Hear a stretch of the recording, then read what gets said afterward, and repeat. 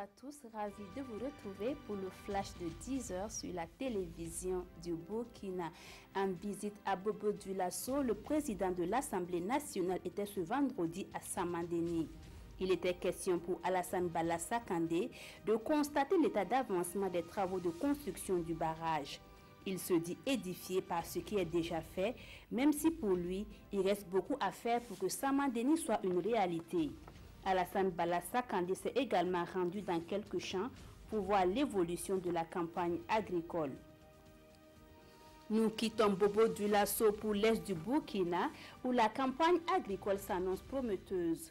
Les champs présentent une bonne physionomie, en dépit de l'arrivée tardive des semences, du manque des intrants et du passage des chenilles légionnaires. Et le souhait de tous les acteurs est qu'il y ait une bonne poursuite de la pluie et bien repartie dans le temps et dans l'espace. Fin de formation des acteurs de la santé. 2 semaines de formation pour leur donner les moyens d'accompagner le gouvernement à relever son défi de vaincre le paludisme d'ici à 2030. Ils ont été formés à une meilleure prise en charge du paludisme, à l'alerte précoce et à la collecte de données sur cette maladie.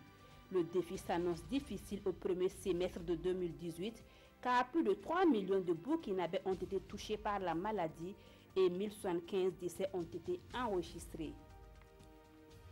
À l'étranger, Iran, Russie et Turquie ne sont pas parvenus vendredi à surmonter leurs divergences sur la question d'Idlib, laissant planer l'inconnu sur le sort de ce dernier grand bastion insurgé en Syrie.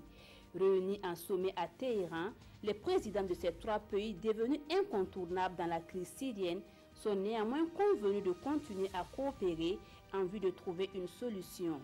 Le président turc plaide pour un cessez-le-feu et met en garde contre un massacre en cas d'assaut des troupes loyalistes soutenues par Téhéran et Moscou, une proposition rejetée par Vladimir Poutine. Voilà, c'est tout pour ce flash. Merci de l'avoir suivi. L'information revient à 13h avec Marguerite Vanier.